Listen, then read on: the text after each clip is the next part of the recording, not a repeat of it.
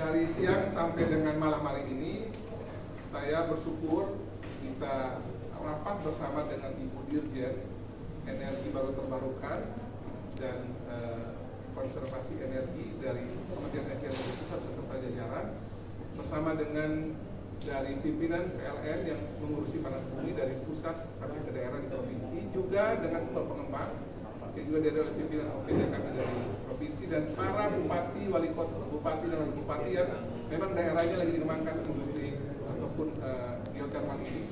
Beserta tadi teman-teman dari lingkungan hidup yang juga hadir dari Walhi, dari GPIC yang memberikan juga banyak catatan kritis terkait dengan bagaimana geothermal di Flores khususnya. Kami berterima kasih karena diskusinya berlangsung sangat konstruktif. Tentu ada dinamika di sana, tapi kami bersyukur karena banyak masukan juga yang baik untuk dilakukan ke depan, dan juga melalui energi panas bumi ini kami percaya bahwa ini anugerah Tuhan yang harus kita kembangkan dengan baik sehingga lingkungan terjaga, kebutuhan energi bisa kita atasi, diberikan ke masyarakat, dan memberikan kesejahteraan bagi masyarakat sekitar lokasi panas bumi.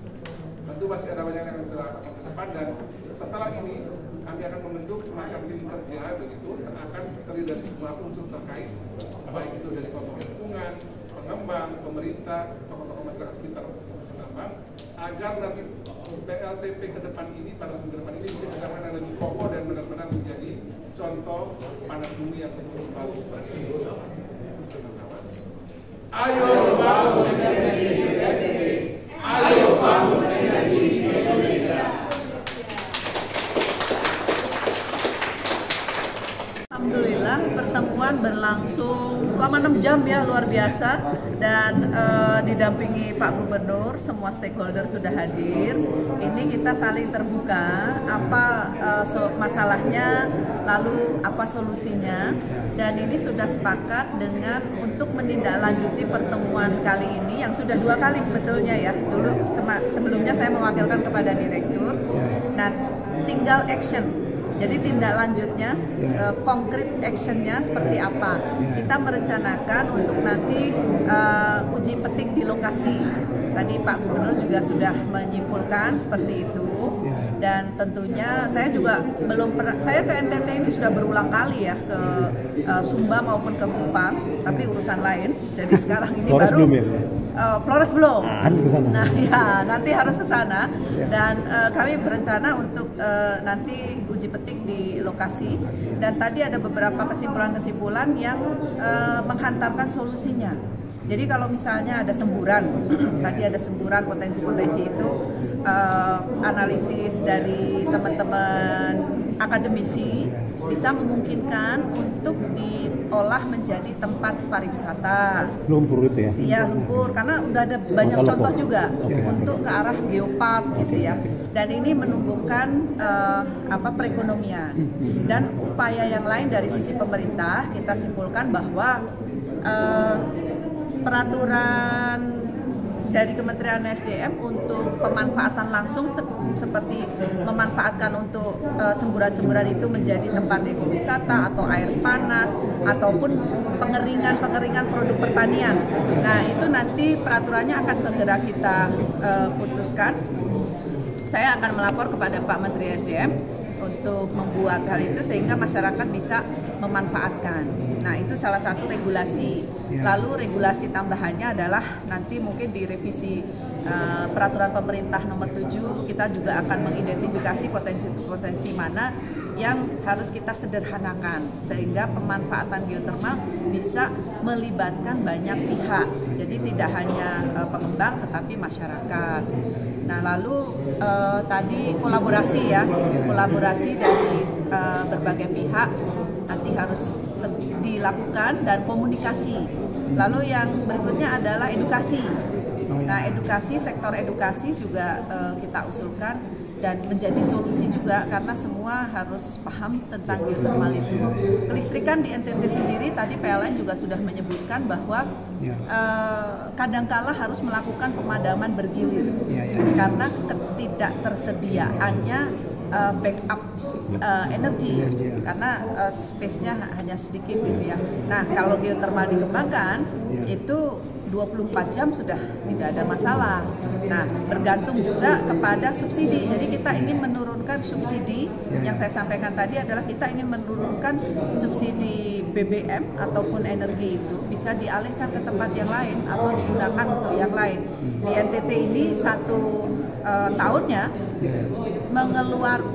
pemerintah itu mengeluarkan sekitar antara 800 miliar, jadi hampir antara 1 triliun untuk subsidi saja.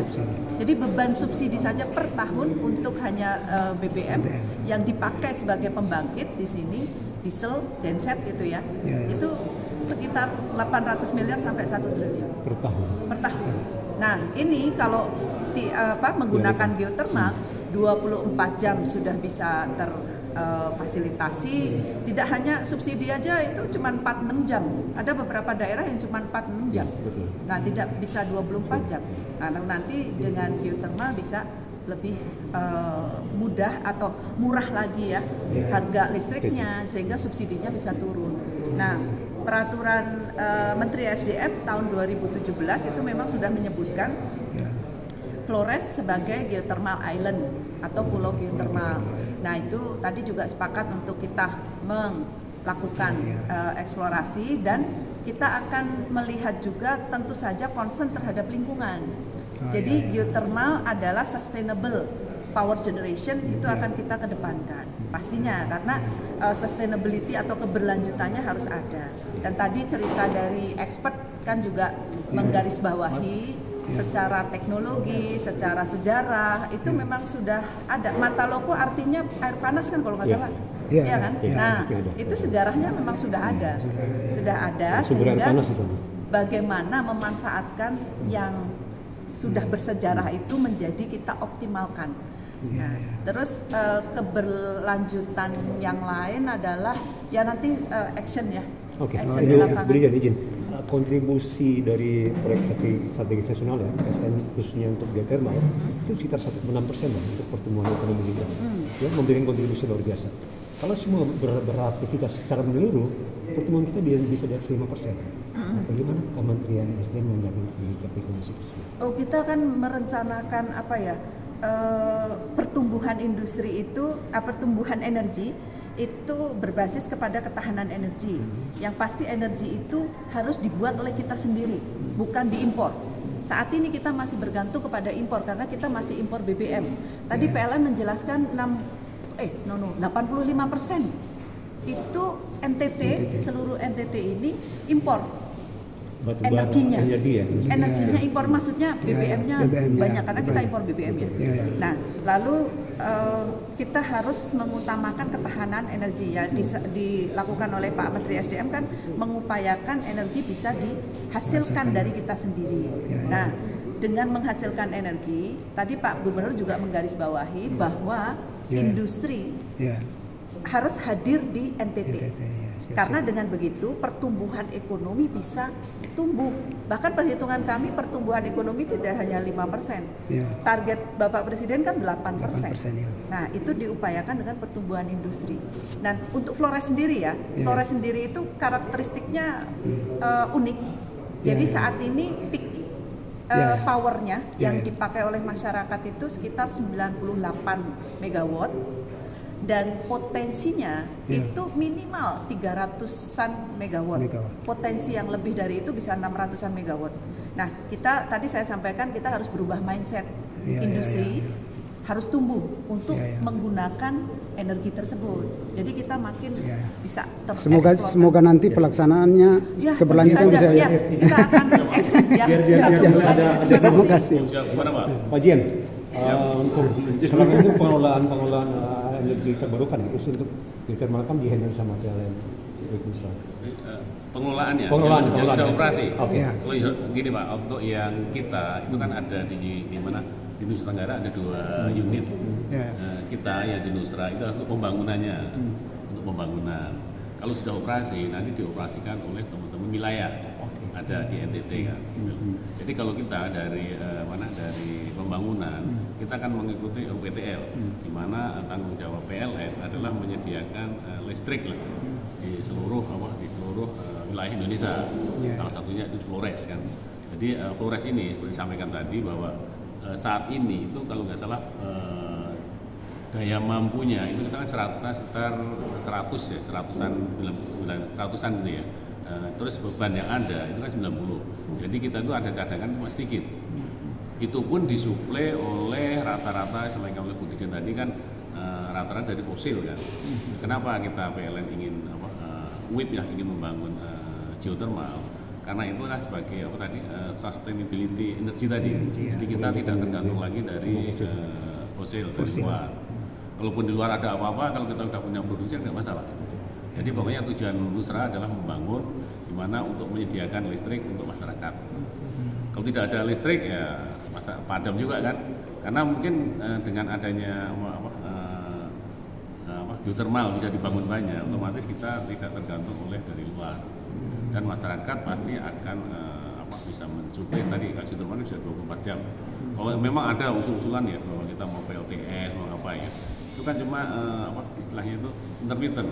Kalau siang matahari ada nyala, malam siapa nanggung? Nah itulah makanya kenapa kita bangun WIP Nusra khususnya ya kita ingin membangun pembangkit yang baseload khususnya yang Flores adalah geothermal banyak maka kita bangun itu. Makanya kita melanjutkan itulah. Ya, asas kebermanfaatan ya kehadiran brand WIP Nusra sebagai pengembang geothermal itu terutama untuk TJSL sampai di mana Pak?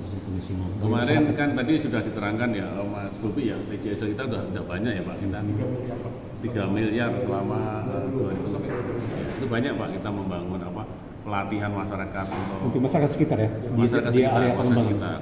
Jadi kita adalah pasti kita membangun CSR lah untuk masyarakat banyak lah disampaikan. Disampaikan tadi seperti yang diterangkan oleh Pak John tadi loh, itu sebenarnya sudah kita lakukan semua lah. Bahkan sebenarnya kemarin banyaklah masyarakat yang mendukung kita itu. Cuma kita kan tidak mau frontal seperti itu. Jadi kita hadirkan untuk masyarakat. Saya bukan orang Flores saya. Kenapa saya datang kemari untuk bangun Flores ya? Saya dipikir ngapain pikir bangun Flores? Bukan nggak dukungnya dengan saya. Makanya itulah. Sebenarnya kita itu dengan tulus ikhlas lah untuk membangun Flores ini. Oke, ini terakhir Pak Jim. Ini isu yang berkembang bahwa kondisi ini karena ada pengembang yang lokal yang merasa tidak mendapat porsi itu. Saya ingin tahu nih seperti apa nih. Kita sih tidak berpikir sampai itu kan namanya suudzon ya, berikan negatif ya. Kita berpikir positif aja lah. Mungkin ini terjadi karena mungkin ada masyarakat yang mungkin belum mengerti lah apa sih manfaat ini geothermal, apa sih keuntungannya ya. Kalau kita berpikir tadi sebenarnya kita itu kan ada 3 ya, listrik, air dan jalan. Ya. Mungkin kita nggak ada air seminggu aman kan, coba nggak ada listrik protes ya. Padahal mungkin yang kalau dalam zaman dulu kita kan kebutuhan pokok itu kan air ya, nggak ada listrik. Coba sekarang nggak ada listrik, semua pada ngamuk kan. Makanya itulah kita di sini dengan tulus untuk membangun Flores supaya bisa lebih maju, masyarakat lebih sejahtera. Itulah yang kita inginkan. Gitu Pak. Siap. Cukup sih. Terima kasih banyak Pak. Terima kasih.